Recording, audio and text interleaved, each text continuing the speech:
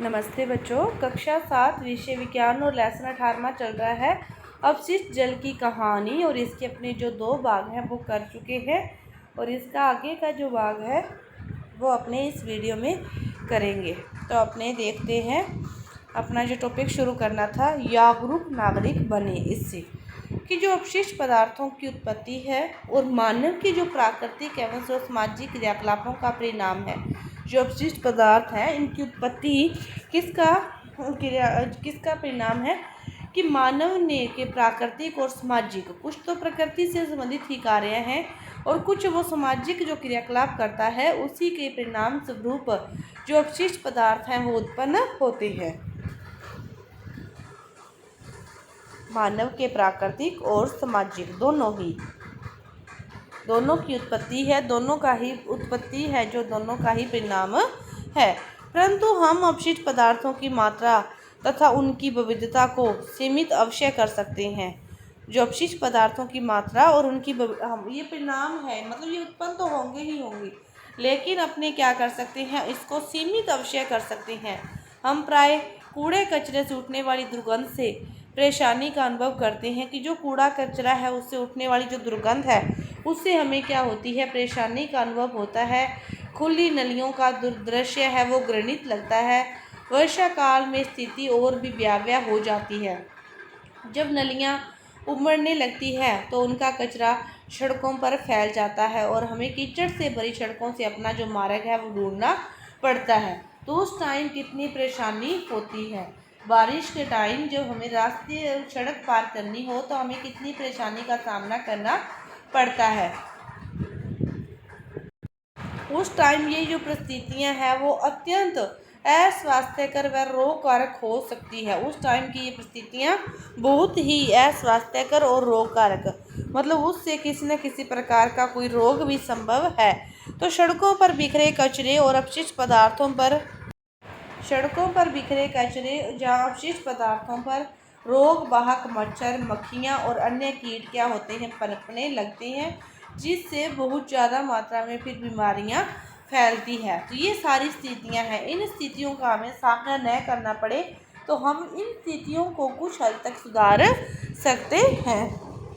इसके बाद देखो, आपका जो है कि जो एक जागरूक नागरिक के नाते आपका जो कर्तव्य है वो क्या है कि आप नगरपालिका या ग्राम पंचायत को, अपने नगरपालिका के सदस्य हो तो नगरपालिका को, आप पंचायत में रहते हो तो ग्राम पंचायत को, इन सभी विषयों के बारे में, परिस्थितियों के बारे में उनसे क्या करें, आग्रह करें, उन्हें आगाह करें, उन्हें बताएं कि इसके लिए आप ये कदम उठा सकते हो, इस प्रकार ये संभव है। इससे हमारे किसी भी घर से जो निकलने वाला जो बाहित मल है वो आस पड़ोस की गंदगी को फैला रहा है, तो अन्य नागरिकों के स्वास्थ्य पर उससे प्रभाव पड़ता है। तो इससे उनसे निवेदन करके उनको इन परिस्थितियों के बारे में आगाह करके और उनको सुझाव भी दिए जा सकते हैं कि इस प्रकार ये करें तो ये बीमारियां संभव न हो। इन बीमारियों से हम इस प्रकार छुटकारा डाल सकते हैं। इसके बाद देखो, अच्छी गृह व्यवस्था बनाए रखने की जो प्रक्रिया है। अपशिष्ट पदार्थों और प्रदूषकों को उनके स्रोत पर ही कम करने और हटा देने की जो एक विधि है, इसके प्रति सचेत रहना है कि आप नलियों में किसी भी प्रकार के पदार्थ बहा रहे हैं, अपने को पता होना चाहिए। खाना पकाने के जो तेल हैं या जो बसाओं को और जो बसा वाले पदार्थ है उनको नाली में बहाना नहीं चाहिए। ये पाइपों में कठोर पदार्थों की परत जमा देते हैं और उनको बंद कर देते हैं, तो खुली नाली में बसा और मृदा के रंध्रों को वो बंद कर देती है, जिससे उसकी जल को फिल्टर करने की प्रभाविता कम हो जाती है। तेल व बसाओं को कूड़ेदान में ही फेंकना चाहिए। तेल व बसाओं को खुली नाली में नहीं बहाना चाहिए, इसको और समुद्र उसमें कूड़ेदान में ही फेंकना चाहिए। पेंट या विलायक, कीटनाशक, मोटर तेल हुए, औषधियाँ हुई, ये भी रसायन उन सूक्ष्म जीवों को मार सकते हैं जो जल के शुद्धिकरण में सहायक है। इसीलिए पेंट हुआ, विलायक हुआ, कीटनाशक हुआ, मोटर तेल या औषधियाँ हुई, इनको भी नाली में नहीं बहाना चाहिए। प्रयुक्त चाय की पत्ती हुई, बचे हुए जो खाद्य ठोस पदार्थ हैं न और मृदु खिलौने हुए, रुई, सैनिटरी टॉवल आदि को भी कूड़ेदान में ही फेंका जाना चाहिए। ये भी नलियों को क्या करते हैं, अवरुद्ध कर देते हैं और ऐसे अपशिष्ट ऑक्सीजन का जो मुक्त प्रवाह है उसको भी नहीं होने देते, जिससे निम्नीकरण का जो प्रक्रम है वो क्या होता है, बाधित होता है। तो इन सभी को भी नलियों में नहीं बहाना चाहिए, इसको भी कूड़ेदान में ही फेंकना चाहिए। तो इन पदार्थों को अपने नालियों में बहाने से रोक कर कुछ हद तक अपने खुद के स्तर पर, समय के स्तर पर ये प्रयास कर सकते हैं। इसके बाद देखो 18.6 टॉपिक है आपका स्वच्छता और रोग। जो स्वच्छता है उसकी जितनी कमी होगी तो वहाँ पर उस जगह पर जो रोग है वो उतने ही ज़्यादा होंगे, और यदि स्वच्छता में वृद्धि होगी तो रोग क्या होंगे, कम होंगे। तो आइए हम अपने देश की स्थिति पर चर्चा करते हैं। हमारी जो जनसंख्या का एक बहुत बड़ा भाग है वो आज भी मल व्यवन व्यवस्थाओं की सुविधाओं से क्या है, वंचित है। तो ऐसे व्यक्ति मल विसर्जन के लिए कहाँ जाते हैं, खुले स्थानों में, नदी के किनारे, रेल की पटरियों, खेलों और अनेक बार सीधे जो जल स्रोतों में ही क्या करते हैं, मल त्याग देते हैं। तो अनुपचारित मानव इस प्रकार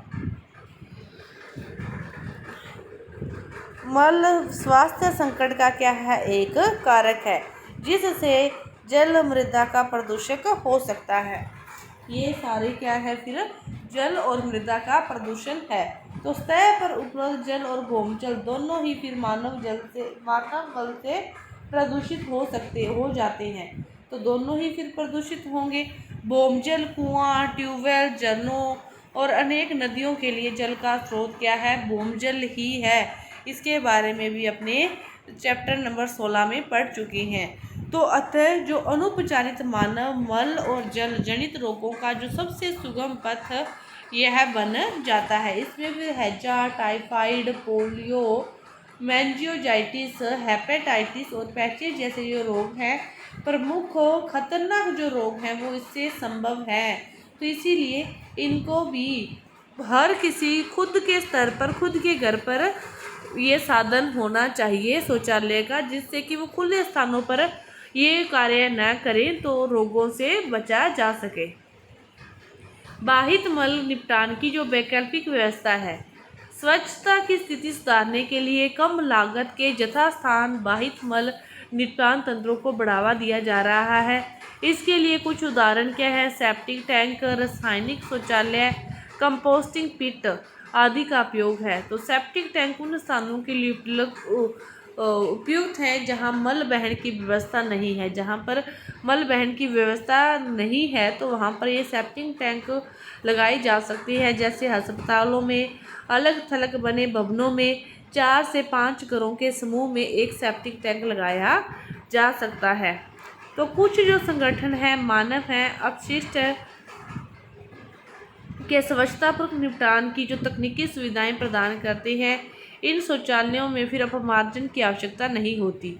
शौचालयों से मल बंद नलियों से होता हुआ बायोगैस संयंत्र में चला जाता है और उत्पन्न होने वाली बायोगैस का जो उपयोग है वो ऊर्जा के स्रोत के रूप में फिर बाद में किया जाता है। तो यह भी एक बहुत बड़ा महत्वपूर्ण साधन है, जिससे साथ में तो वायु प्रदूषण नहीं होता, जल प्रदूषण भी नहीं होता और साथ में ऊर्जा के स्रोत के रूप में फिर उस बायोगैस का भी उपयोग होता है। इसके बाद ये तो अपनी घर की बात होगी, तो सार्वजनिक जो स्थल हैं उन पर भी स्वच्छता रखना सहायक जरूरी है। तो हमारे देश में समय समय पर मेलों का आयोजन भी होता है, फिर वहाँ पर बड़ी संख्या में लोग आते हैं, भाग लेते हैं। तो वो सभी लोग रेलवे स्टेशनों से, बस स्टेशनों से, कोई एयरपोर्ट से आता है, तो इन सभी को जो भीड़ आती है, इन सभी सार्वजनिक स्थल होते हैं।